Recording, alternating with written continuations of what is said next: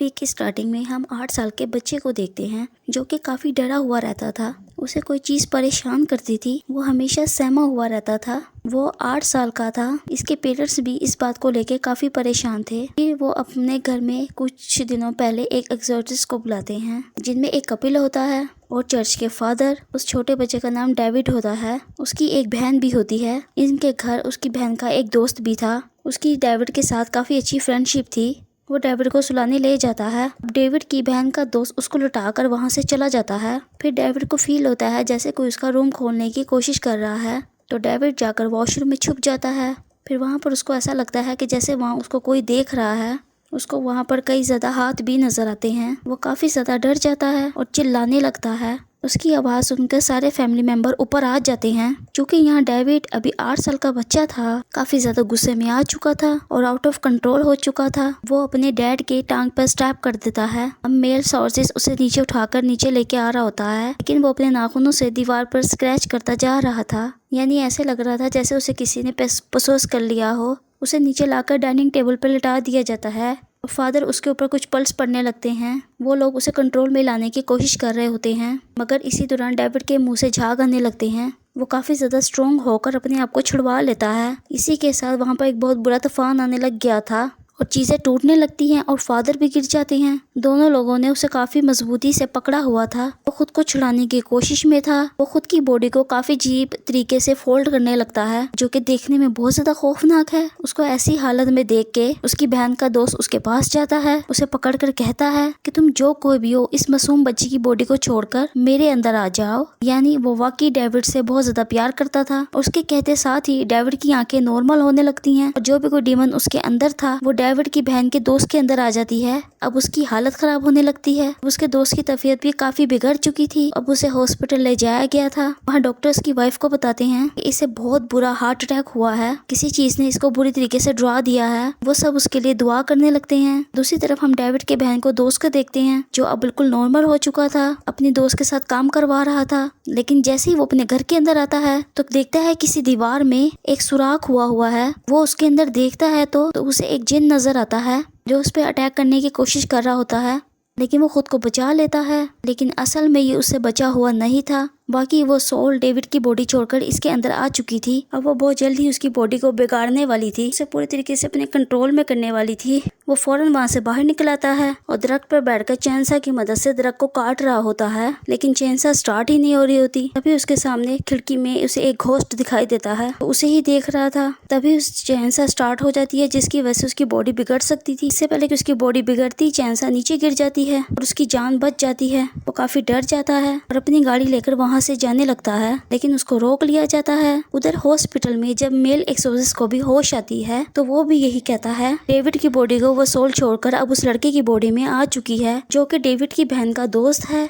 वो अपनी वाइफ से कहता है फौरन उनको कॉल करो, उन्हें बताओ ये रूह बहुत ज्यादा खतरनाक है और इससे बच कर रहें। उसकी वाइफ जब डेविड की बहन को फोन कर रही होती है तो वो कॉल नहीं उठा पाती क्योंकि वो बहुत ज्यादा लाउड म्यूजिक लगाकर डांस कर रही होती है। दूसरी तरफ डेविड की बहन की दोस्त की काफी तबीयत खराब होने लगती है क्योंकि वो अपने कंट्रोल में नहीं था। उसे समझ नहीं आ रहा था कि वो यहाँ पे खड़ा कैसे है। काफी वीकनेस फील करने लगता है। जब फीमेल एक्सोर्सिस्ट की कॉल कोई नहीं उठाता तो वो परेशान हो जाती है। वो फौरन से पुलिस को कॉल करती है और उनसे कहती है कि आप फौरन से डेविड के घर चले जाएं। यानी डेविड की बहन जिस दूसरे आदमी के साथ डांस कर रही होती है वो एक घोस्ट यानी जिन में बदल जाता है। उसकी शक्ल काफी अजीब हो जाती है और वो उसको डराने लगता है। वो काफी चिल्लाती है क्योंकि वो काफी ज्यादा डर चुकी थी और वो अपने दोस्त को लेकर वहाँ से चले जाती है। दूसरी तरफ से पुलिस भी आ रही होती है। अब डेविड की बहन का दोस्त निकलते निकलते अपनी नाइफ से उस पर अटैक करता है और उसे मार डालता है। उसके कपड़ों पे काफी खून लगा हुआ था और जब वो बाहर निकलता है पुलिसमैन उसे देख लेता है। उस लड़के की आंखें काफी चेंज थी क्योंकि उसमें सोल जो थी।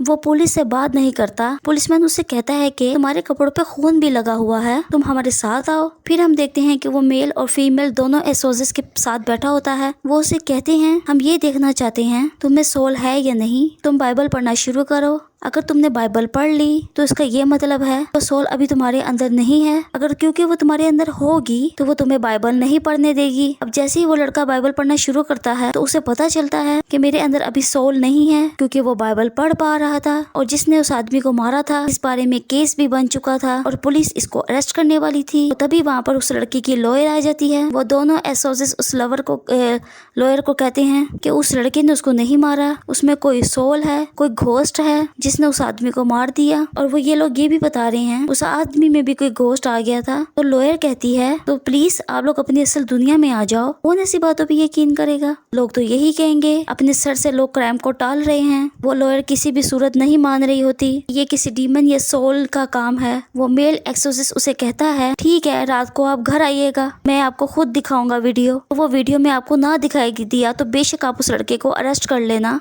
लॉयर कहती है ठीक है मैं आ जाऊंगी। वो बहुत कॉन्फिडेंट होती है। नेक्स्ट सीट हम कौन का देते हैं? कोर्ट का देखते हैं, क्योंकि अब उस लॉयर को भी यकीन हो चुका था कि ये काम डीमन का है। वो जज को बोलती है कि ये मर्डर डीमन ने किया है, लेकिन जज उसकी किसी बात पर यकीन नहीं करता। कहता है कि ये सब फजूल बहाना है और उसे सजाए कैद होगी, यानी लाइफ टाइम के लिए वो जेल में रहेगा। वो एक्सोसिस्ट कबल कहता है हम उस लड़के को इनोसेंट ठुरा कर रहेंगे, क्योंकि वो भी जानते थे कि वो मर्डर नहीं कर सकता, इसमें जरूर कोई सोल है। वो इस केस पे इन्वेस्टिगेशन खुद करने लगते हैं। वो दोनों उस दिन की रिकॉर्डिंग सुनने लगते हैं जब ये केस हुआ। तब ये सब एक साथ डांस कर रहे थे। फिर वो दोनों उस जगह जाते हैं जहाँ पर डेविड पहली बार डरा था। उसे घोस्ट नजर आया। एग्जैक्ट इस रूम में एक वाटर बेड हुआ करता था। जब डेविड उस वाटर बेड पर खेल रहा था, जंप्स लगा रहा था, तो जब अचानक से उस वाटर बेड के अंदर से किसी का हाथ आया, उसने डेविड को पकड़ लिया। वो कोई घोस्ट था। उस कमरे का फ्लोर भी खराब हुआ था। वो एक्सोर्सिस्ट डेविड की मदर को बताते हैं ये किसी घोस्ट का ही काम है। वो एक्सोर्सिस्ट और डेविड की बहन उस रूम के नीचे जाते हैं, यानी उस रूम के नीचे जो जगह थी। डेविड की बहन जब उसके अंदर जाती है तो देखती है वहाँ बहुत सारे रैट्स यानी चूहे हैं। वहाँ अजीबोगरीब एक स्कर्ट भी है। वो उसकी पिक्चर लेती है, फिर आकर सबको दिखाती है। सब कहते हैं कि हमने आज तक ऐसा स्कर्ट कहीं नहीं देखा। वो चर्च के फादर भी कहते हैं मैंने भी आज तक ऐसा स्कर्ट नहीं देखा। तुम लोग ये बात किसी और फादर को बताओ जो कि मुझसे सीनियर हो। वो एक्सोर्सिस्ट कपल जब दूसरे फादर के पास जाते हैं तो वो फादर उनसे कहते हैं कि ऐसा स्कर्ट मैं पहले कहीं देख चुका हूँ, लेकिन वो बिल्कुल ऐसा नहीं था। वो उनको अपनी कलेक्शन दिखाते हैं। दूसरी सीन में हमें एक लेडी को देखते हैं जो किसी किस्म का ब्लैक मैजिक कर रही होती है, क्योंकि उसके पास एक अजीबोगरीब टेबल थी इस पर उसने ब्लैक कैंडल्स जलाई हुई थी और उस लड़के की भी पिक्चर उसके पास थी, यानी डेविड की बहन की दोस्त की। वो अजीबोगरीब लेडी कुछ मैजिक करती थी। उसे इंसान को एलुसिनेशन होने लगती है क्योंकि वो डर जाता था। उसे ऐसा लगता था जैसे उसके अलावा भी कोई है उसके पास, यानी कोई जैसे कोई डीमन यानी सोल वगैरह। फिर मेल एक्सोर्सिस्ट एक डिटेक्टिव से मिलता है तो डिटेक्टिव कहता है मैंने ऐसा स्किल पहले भी देख रखा है। पहले वो कहता है कि पहले भी कोई ऐसा केस था जिसमें मैंने ये स्किल देखा था। तो फीमेल एक्सोर्सिस्ट उसे कहती है इस बार इस केस में डीमन का हाथ है। तो वो डिटेक्टिव कहता है तुम मेरे साथ मजाक ना करो। वो दोनों वहाँ से एक्सोर्सिस्ट वहाँ से चले जाते हैं। फिर वो एक्सोर्सिस्ट अपने साथ एक नाइफ भी ले आते हैं जिससे उस दिन मर्डर हुआ था। डिटेक्टिव उनसे कहता है जिस केस की मैं बात कर रहा हूँ उसमें 2 लड़कियां थी जो कि मारी गई, जिनमें से सिर्फ एक की ही बॉडी मिली। वो तीनों मिलकर उस जगह पर जाते हैं जहाँ पर ये सब कुछ हुआ। फीमेल एक्सोर्सिस्ट उस पास्ट में चली जाती है। वो दोनों फ्रेंड्स थी। उनमें से एक फ्रेंड ने अपनी दूसरी फ्रेंड का मर्डर कर दिया था कि उसमें डीमन आ चुका था। जिस फीमेल ने उसका मर्डर किया था फीमेल एक्सोर्सिस्ट बिल्कुल उसकी तरह एक्ट कर रही थी क्योंकि वो सारी चीजों को रिवाइज कर रही थी। फिर फीमेल एक्सोर्सिस्ट भागने लगती है, लेकिन वो भागते भागते बिल्कुल किनारे पे पहुंच चुकी थी। नीचे पानी ही पानी था। वो वहाँ पे फौरन से रुक जाती है। अभी नीचे से करीबी से कोई हाथ आता है और उसे नीचे की तरफ खींच लेता है। तभी वहाँ पर उसका हस्बैंड आकर उसको बचा लेता है। वो फीमेल एक्सोर्सिस्ट अपने सेंस में आ चुकी थी। वो अपने हस्बैंड से कहती है जिस लड़की की बॉडी नहीं मिल रही वो इसी लेबर के अंदर है, उस लड़की की बॉडी को निकाल लिया जाता है। यानी ये मसला भी सॉल्व हुआ। जो उसकी बॉडी नहीं मिल रही थी उस फीमेल एक्सोर्सिस्ट के पास सिर्फ 6 एबिलिटीज थी। वो फिर दोनों हॉस्पिटल आते हैं। तो लड़की की डेड बॉडी भी वहीं पर थी। फीमेल एक्सोर्सिस्ट उसके पास जाती है, उसका हाथ पकड़ती है ये पता लगाने के लिए ये सब कैसे हुआ। तभी उसको अपने सामने एक कैफ या निगार दिखाई देती है जो काफी डार्क थी। फिर वो उसके अंदर जाने लगती है तो फिर उसे वहाँ पर सारे काले जादू का सेटअप नजर आता है और वहाँ पर एक औरत थी जो कि बैठी हुई काला जादू कर रही थी। डेविड की बहन के दोस्त फीमेल एक्सोर्सिस्ट फेस भी देख लेती है। वो काफी अजीब थी। वो उसे कहती है तुम ये क्या कर रही हो। इससे पहले कि वो औरत कोई जवाब देती, रियल वर्ल्ड में कोई डेड बॉडी उस औरत पर यानी फीमेल एक्सोर्सिस्ट अटैक करने आ रही थी। तो उसका हस्बैंड उसे कहता है छोड़ दो उसका हाथ। और तुम अपनी इमेजिनेशन बंद कर दो। फिर फीमेल एक्सोसिस्ट को ऐसा करना पड़ता है। फिर मेल एक्सोसिस्ट को एक बुक मिलती है जो कि उनको एक जूनियर ने उन्हें दी थी। उसमें लिखा हुआ था कि कैसे ये ब्लैक मैजिक सब कर रहे हैं और उनकी वजह से उन औरतों को कैसे मारा जा सकता है कि ब्लैक मैजिक करते हैं। वो एक्सोसिस्ट उसे पढ़ने लगता है। तभी उसे एक विजन आता है कि कोई घोस्ट और वही डेड बॉडी उस पर अटैक करने वाले हैं। उसके हाथ में नाइफ होती है और फिर वापस वो उन पर अटैक करने लगता है। तभी उसका हाथ उसका जूनियर पकड़ लेता है। वो कहता है कि आप अपनी वाइफ को मारने जा रहे थे, यानी जो उसको विजन आ रहे थे वो डीमन से आ रहे थे ताकि वो अपनी वाइफ को मार डाले। लेकिन उसकी वाइफ डीमन के लिए बहुत बड़ा खतरा सी थी। फिर वो फीमेल एक्सोसिस्ट उस सीनियर फादर से मिलने के लिए जाती है। फिर वो सीनियर फादर उसे एक बुक दिखाते हैं जिस पर किसी बच्चे की पिक्चर लगी हुई थी। वो उसे बताते हैं ये एक बच्चा है। वो फीमेल एक्सोसिस्ट उसे कहती है ये आपने मुझे पहले क्यों नहीं बताया। वो कहती है क्योंकि ये मेरी बेटी है। फिर वो फादर उसे गार में ले जाते हैं एक कैफ में, यानी वो पहले भी विजन में देख चुकी थी और वहीं पे वो चुड़ैल भी होती है जो कि ब्लैक मैजिक कर रही थी। यही फादर की बेटी थी। फिर अचानक से हम देखते हैं फिर वो ऊपर आती है और अपने फादर को ही मार डालती है। ये उस वक्त फीमेल एक्सोसिस्ट के पास अच्छा वक्त था। उसके सामने वो टेबल था इस पर ये औरत ब्लैक मैजिक यानी काला जादू किया करती थी। ये फीमेल एक्सोसिस्ट उस टेबल को गिराने के लिए जाती है लेकिन वो टेबल इतना भारी होता है कि उसे गिरा नहीं पाती। इतनी देर में वो विच आकर इस पे अटैक करने लगती है। वो अपनी जान बचाने लगती है। अभी उसका हस्बैंड वहाँ पे आ जाता है और अपनी वाइफ को फील करके उसे पता चल जाता है कि वो इस वक्त कहाँ पर है।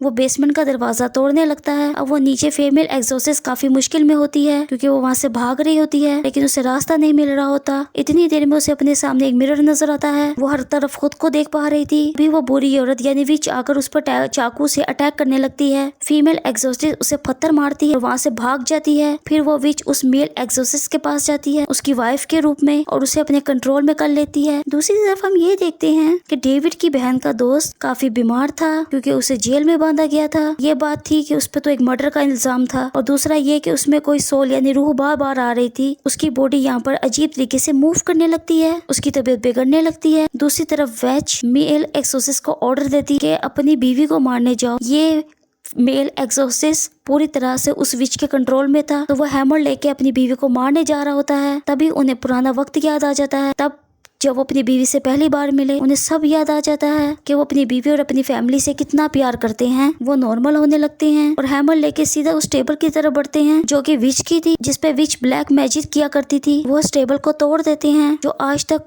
कोई ना कर पाया। अब यहाँ पर वो मेल एक्सोसिस्ट बिल्कुल नॉर्मल हो जाते हैं और विच भी काफी वीक होकर मारी जाती है। दूसरी तरफ डेविड की बहन का दोस्त अब बिल्कुल ठीक हो चुका था जो कि वो सोर्स विच कंट्रोल कर रही थी वो उसकी बॉडी से निकल जाती है और सारा ब्लैक मैजिक का असर खत्म हो जाता है। फिर हम लास्ट सीन में देखते हैं जो कि डेविड की बहन का काफी परेशान होती है क्योंकि कोर्ट में ये बताया जाता है कि उसके दोस्त को 5 साल की सजा हो रही है क्योंकि कोर्ट अभी भी उस बात को बिलीव नहीं करती कि कोई डीमन इस तरह का काम कर सकता है। डेविड के बहन के दोस्त को जेल होने के बावजूद डेविड की बहन उससे शादी कर लेती है और उससे जेल में मिलने जाया करती थी लेकिन बाकी केसेस सॉल्व हो चुके थे। वो सारे डीमंस जो लोगों की बॉडी में आकर उनको तंग किया करते थे वो अब जा चुके थे। ब्लैक मैजिक का असर भी खत्म हो चुका था। इसी के साथ ये मूवी भी एंड हो जाती है। और वीडियो के लिए हमारे चैनल को लाइक और सब्सक्राइब करें।